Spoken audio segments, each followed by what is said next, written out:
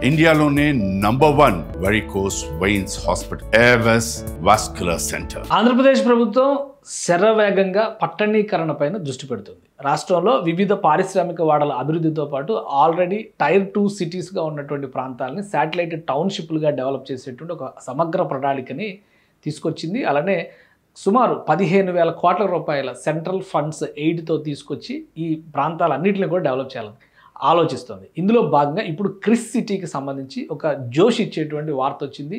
దానికి సంబంధించినటువంటి land allotment complete అయినట్టుగా ఆంధ్రప్రదేశ్ ప్రభుత్వం జియో రిలీజ్ చేసింది. ఒకసారి అసలు క్రిస్ సిటీ అంటే దీనికి సంబంధించినటువంటి పూర్వాపరాలు ఏంటి ఒకసారి క్లియర్గా విశ్లేషించే ప్రయత్నం చేద్దాం. Publication of final master plan of Krishnapatnam north node under Chennai Bengaluru industrial corridor CBIC with an extent of 10,834.5 acres notification orders issued.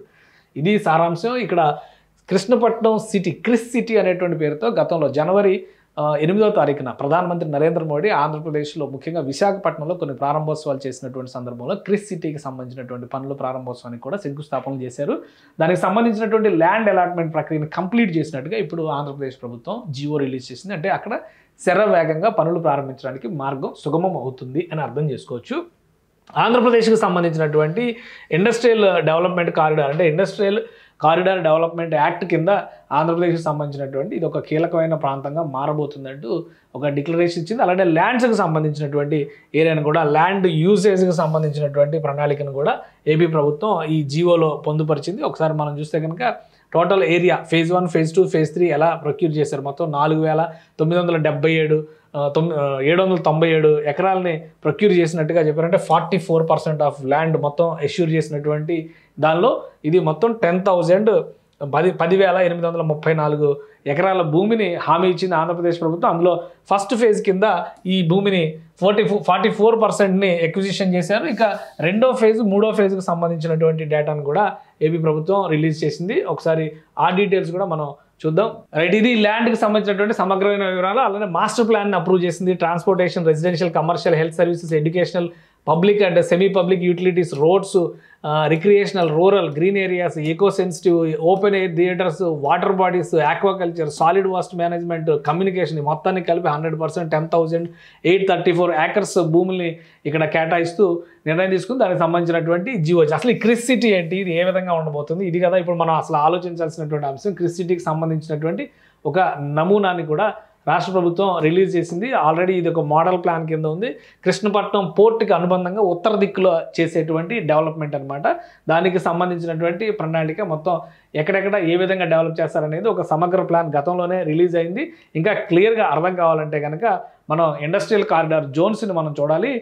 Chennai Bengaluru, Vizag Chennai Bengaluru అనేటువంటి కాన్సెప్ట్స్ మనకు తెలుసు. ఇటు వైజాగ్ టు చెన్నై ఉన్నటువంటి కాంబినేషన్ ఒకటి, అలానే చెన్నై నుంచి బెంగళూరుకి వెళ్ళేటువంటి కారిడార్. ఇందులో వచ్చేటువంటి ప్లేసెస్లో శ్రీ సిటీ అనేది చాలా కీలకమైన పాత్ర పోషిస్తుంది. దానికి ఉత్తర దిక్కున ఉన్నటువంటి కృష్ణపట్నం సిటీకి అనుబంధంగా, కృష్ణపట్నానికి అనుబంధంగా అక్కడ ఈ క్రిస్ సిటీని డెవలప్ చేయబోతున్నారు. అంటే రాబోయేటువంటి రోజుల్లో మీకు ఇంకా క్లియర్గా ఇది ఓన్లీ అర్బన్ అంటే ఇండస్ట్రియల్ కారిడార్కి సంబంధించినటువంటి జోన్ కింద మనం చూడాల్సి ఉంటుంది. దాని పరిధిలోకి వచ్చేదని చూపించడం కోసమే ఈ మ్యాప్ను మనం చూస్తే కనుక మరొక మ్యాప్లో చాలా క్లియర్గా మనకు అర్థమయ్యేటువంటిది ఏంటంటే ఆంధ్రప్రదేశ్లో ముఖ్యంగా రాయలసీమ, నెల్లూరు ప్రాంతంలో పూర్తి ఇండస్ట్రియలైజేషన్కి ఒక అనువైనటువంటి ప్రదేశం ఉంది. ఇక్కడ శ్రీ సిటీ ఉంది, ఆల్రెడీ శ్రీహరికోట ఉంది, ఇటు పక్కన లేపాక్షి ప్లాన్ చేస్తున్నారు.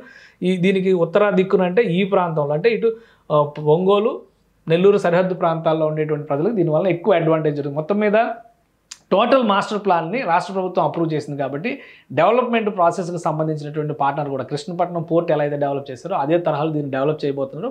ఒక స్పెషల్ ఎకనామిక్ జోన్గా ఇది రూపాంతరం చెందుతుంది. ఆంధ్రప్రదేశ్లో పట్టణీకరణ, పారిశ్రామికీకరణ ఈ రెండు కూడా శరవేగంగా జరుగుతాయి అనడానికి ఒక ఉదాహరణగా దీన్ని మనం చెప్పాల్సి ఉంటుంది. రాష్ట్ర ప్రభుత్వం దీన్ని ప్రతిష్టాత్మకంగా తీసుకుంది. సెంట్రల్ గవర్నమెంట్ తీసుకొచ్చినటువంటి ఇండస్ట్రియల్ కారిడార్ స్కీమ్స్లో భాగంగా ఇది డెవలప్ చేస్తున్నారు కాబట్టి సెంట్రల్ ఫండ్స్ కూడా ఇక్కడ పెద్ద ఎత్తున లభిస్తాయి. సో రాబోయేటువంటి రోజుల్లో దీన్ని ఒక శ్రీ సిటీ తరహాలోనే క్రిస్ సిటీని డెవలప్ చేసేటువంటి అవకాశాలు పుష్కలంగా కనిపిస్తున్నాయి. సుమన్ టీవీలో మీ పర్సనల్ అండ్ బిజినెస్ ప్రమోషన్స్ కోసం కింది నెంబర్కి కాంటాక్ట్ చేయండి.